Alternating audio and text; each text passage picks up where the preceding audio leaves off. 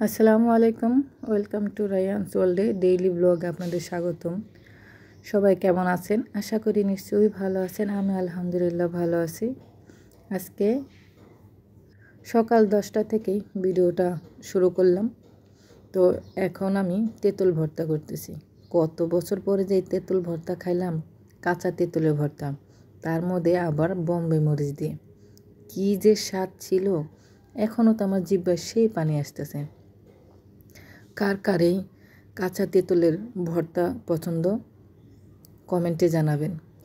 যেমন ঝাল তেমনই মিষ্টি, তেমনই টক, তেমনই স্বাদ। কি যে কত বছর পরে যে খেলাম। তেঁতুল ভর্তা খেয়ে চলে আসলাম রান্নাঘরে। আজকে রান্না করব পাবদা মাছ। এই জিনিসটা ভুল না আমার সব সময় হয়। রান্না করতে আসছি কিন্তু পেঁয়াজ মরিচ বের করতেই মনে নেই। তো এই যে চাকু দিয়ে একটু খোসা দিয়ে বের করতেছি। আজকে পাবদা মাছ রান্না করব। পেঁয়াজ কাঁচা মরিচ পাটায় বেটে রান্না করব, একদম মাখা মাখা করে। মাছ বলেন মাংস বলেন, বাটা মশলা দিয়ে রান্না করলে খেতে কিন্তু অসাধারণ মজা। কি বলেন? আগে তো দাদি নানিরা সব সময় রান্নার আগে সব বাটা মশলা করে নিয়ে তারপরে রান্না করতে বসতো। আজ আমি তাই করলাম। ওই যে তেঁতুল ভর্তা করে খাচ্ছিলাম, তো পাটা তো নামানো ছিল, তো ভাবলাম এই পেঁয়াজটাকে একটু বেটে নিয়ে পাবদা মাছটা রান্না করি।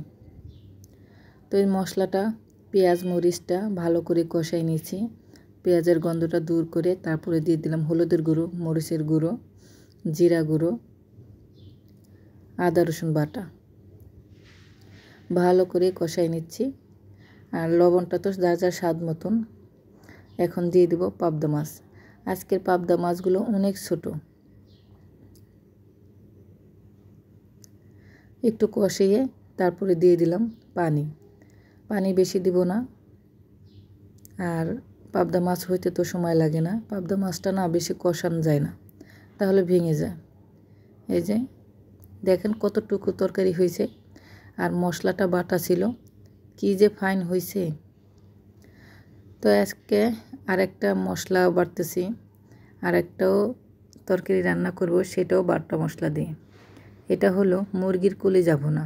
অনেকে ফেলে দেয়, আমিও মাঝে মাঝে ফেলে দিই, কিন্তু মাঝে মাঝে কি করি, কয়েকটা কলিজা জমা করে তারপরে এই বাটা মশলা দিয়ে রান্না করলে কিন্তু খুব ভালো লাগে। দেখতেই পেলেন ধনিয়া, জিরা, গোলমরিচ, দারচিনি, এলাচ, তারপর বোম্বে মরিচ সুন্দর করে বেটে, তারপর পেঁয়াজ মরিচ বাইটে, তারপর এখন ওই যে মুরগির কলিজা ভুনা করব। পাটা পোতা এখন ধুয়ে উঠাই রাখছি। এই ধুয়ে উঠানো নামানো ঝামেলার জন্যেই আমাদের কিন্তু বাটা হয় না, অনেকটাই ভার। পাটাটা একটু হালকা হলে ভালো হয়, অনেক ভার। একটু কষ্ট তো করতেই হবে ভালো কিছু খেতে গেলে। তো আজকে কিন্তু তরকারিটা সেই হয়েছিল, কারণ আমি তো এডিট করতেছি, পরে রান্না বাড়া করে খাওয়া দাওয়া করে এডিট করতে আসছি। কী যে তরকারি স্বাদ হয়েছিল, আসলে বাটা মশলার স্বাদই আলাদা। পাটাটা আজকে এই উপরে রেখে দিলাম, নিচে আর নামাবো না, মাঝে মাঝেই বেটে খাবো এর জন্য। তো এই যে কলিজা, মুরগির কলিজাগুলো আমি সুন্দর করে একটু ফুটাই নিচ্ছি, কারণ এই কলিজা থেকে একটা বাজে একটা রক্ত আসে। তো ওই রক্তটা বলক দিয়ে পানি যদি ফালাই দিই তাহলে আর কালো হয় না, আর রক্তটাও পড়ে যায়। তো এই যে দেখেন আমার কলিজা ভুনাটা খুব সুন্দর হয়েছে। তো কলিজা ভুনার রেসিপি যদি পেতে চান তাহলে আমার বৃষ্টি ব্লগ অ্যান্ড রেসিপি চ্যানেল থেকে ঘুরে আসতে পারেন। খুব সুন্দর রেসিপি। এই যে দেখেন খুব মাখা মাখা হয়েছে, আর বোম্বে মরিচ দিছি, আলাদা একটা ফ্লেভার, ঘিরান, একটু ঝাল ঝাল, খেতে কিন্তু অসাধারণ হয়েছে। এই তো দুপুরে খাবার দাবার খেতে বসছি। পাবদা মাছ, মুরগির কলিজা ভুনা, সবার যেন খাবার বাড়ছি, ডাকতেছি, আসে না। আমার না খাবার বেড়ে কারো জন্য ডাকাডাকি করতে একদম ভালো লাগে না। তারা খাইতে চাইলো, খাবার জন্য খাবার বাড়লাম, তারপরে আর আসে না। এক একজনে মোবাইল টিপছে, এক একজনে শুয়ে আছে, এক একজনে টিভি দেখে, খুব রাগ লাগে। আমি খাবারটা বেড়ে নিজের মতন খেতে বসছি। কেন? এত কষ্ট করে সারা দিন কষ্ট করে রান্না বাড়া করে এখন খেতে চাইছে, আমি খাইতে পারলাম, ডাকতেছে আসে না। তার জন্য সবার খাবার বেড়ে আমার মতন আমি খাইতে বসছি। আমি খাচ্ছি, তোমরা বসে থাকো, শুয়ে থাকো, পরে এসে খাও, অসুবিধা নেই। আমার মতন কে কে এমন বলেন তো, খাবার বেড়ে মানে এত অধৈর্য হয়ে যান, কেউ যদি না আসে খুব রাগ লাগে। আমার তো খুব রাগ লাগে, কেন তারা এত আসতে দেরি করবে। আমি খাবার বেড়ে দিলাম, দেখেন সবার জন্য খাবার বাড়ছি, আমার খাবার কিন্তু শুরু হয়ে গেছে, কেউ আসতেছে না। তো দুপুরে খাবার খেয়ে তো কাপড় চোপড় ধোয়া হয়েছিল, এই যে সেই কাপড় চোপড়গুলো এখন নিয়ে ভাঁজ করব, যার যার ওয়ার্ডরোবে রেখে দেব। কিছু শুকাইছে, কিছু শুকায় নেই। আর কি যে গরম, প্রচুর গরম, অনেক অনেক গরম, বলার মতো না, অনেক গরম। এগুলি খুব তাড়াতাড়ি শুকাই গেছে। এই রায়ানের শায়ানের প্যান্টগুলি কিন্তু অনেক মোটা মোটা, কিন্তু তারপরও তাড়াতাড়ি শুকাই গেছে। তো আমার ভিডিওটি যদি ভালো লাগে, আপু ভাইয়া সুন্দর মতামত কমেন্টে জানাবেন। আপু ভাইয়াদের কাছে একটাই রিকোয়েস্ট, আপনাদের ছোট্ট হাতের একটা লাইক দিবেন, লাইক দিয়ে ভিডিও দেখবেন। যারা এখনও লাইক দেননি প্লিজ একটা লাইক দেন, আর সুন্দর মতামত কমেন্টে জানাবেন। আর দেখেন কত কাপড় চোপড় হয়েছে, দেখছেন এক গাদা কাপড় চোপড় হয়েছে। তো এখন এই যে একটা একটা করে ভাঁজ করব, ভাঁজ করে যার যার ওয়ার্ডরোবে ঢুকাই রাখবো। একদিন কাপড় চোপড় না ধুইলেই দেখেন পরের দিন এতগুলো হয়।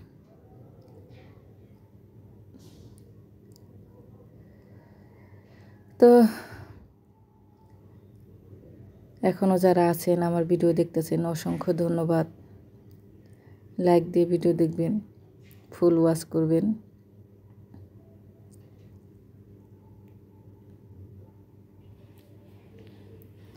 এই যে আমার কাপড় চোপড় সব ভাঁজ করা হয়ে গেছে, কিছু ওয়ার্ডরোবে রাখছি আর কিছু ওই বোলের মধ্যে রাখছি।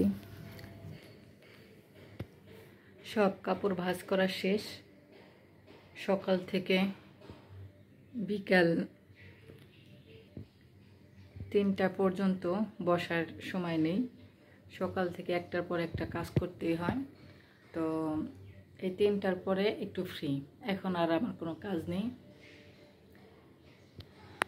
এই আর কি। কাপড় চোপড় সব গুছায় যার যার ওয়ার্ডরোবে ঢোকাই রাখলাম। এখন একটু রেস্টে নিব, একটু শুয়ে থাকি, বসে থাকি। এই সন্ধ্যার পরে ছেলেরা ওই মাঠে খেলতে গেছে, খেলাধুলা করে এসে কিছু খাবে, খাওয়া দাওয়া করে আবার পড়াইতে বসবো, আবার 11টা পর্যন্ত ওদের নিয়ে খাওয়া দাওয়া, পড়াশোনা করে দাঁত ব্রাশ করে তারপরে আবার মশারি টানিয়ে আবার শোয়া।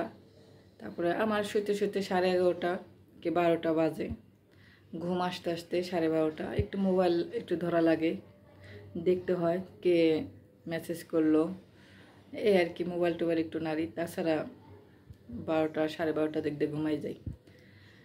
আর সকাল থেকে 3টা পর্যন্ত আমার টানা মানে হাঁটার উপরে থাকা লাগে। রায়ান শায়ানকে একবার স্কুলে দিয়ে আসা লাগে, আবার শায়ানকে স্কুল থেকে আনা লাগে। 12:30টায় আবার রায়ানকে আনতে হয়। এর মাঝে ঘরে যত কাজ আছে করতে হয়, রান্না বাড়া, গোসল, ছেলেদের গোসল, এই প্রতিদিন এই কাজ। এখন আপাতত আমার কোনো আর কাজ নেই, এখন রেস্ট 1 ঘন্টা, ফিরে আসতেছি সন্ধ্যার পরে। তো এই ভিডিওটা হলো সন্ধ্যার পরে। সন্ধ্যার পরে দেখি রায়ান আব্বু হয়তো বাজারে গিয়েছিল, রায়ান শায়ানের জন্য যে বাকরখানি নিয়ে আসছে। আর জায়ান মিষ্টির জন্য কান্না করছিল, তো জায়সারে মিষ্টি পায়নি, তো ওর জন্য রসমালাই নিয়ে আসছে। রসমালাইটা অনেক মজার ছিল। তো আমরা ওই যে নামা বাজার কালীসাহা থেকে মিষ্টি, দই, তারপর ঘি নিয়ে আসি। ওই দোকানের মিষ্টিটা না খেতে খুব ভালো লাগে, সব কিছু খুব মজার। তো এই যে রসমালাইটা আনা হয়েছে, রসমালাইটা কিন্তু অনেক মজার ছিল। আমি আগে একটা খেয়ে নিলাম। তো জায়ান ঘুমিয়েছিল, জায়ানকে বললাম তুমি না মিষ্টি খেতে চেয়েছো, তোমার জন্য মিষ্টি নিয়ে আসছে। সে এক লাফ দিয়ে ঘুম থেকে উঠে গেছে। তো এই মিষ্টি খেতে খেতে বিদায় নিচ্ছি। সবাই ভালো থাকবেন, সুস্থ থাকবেন, আমার জন্য দোয়া করবেন। কথা যদি ভুল হয়ে থাকে ক্ষমা দৃষ্টি দেখবেন। সবাই সবার পাশে থাকবেন, এটাই কামনা করছি। আর সবার জন্য দোয়ার ভালোবাসা রইল। আজকে পর্যন্তই। আল্লাহ হাফিজ।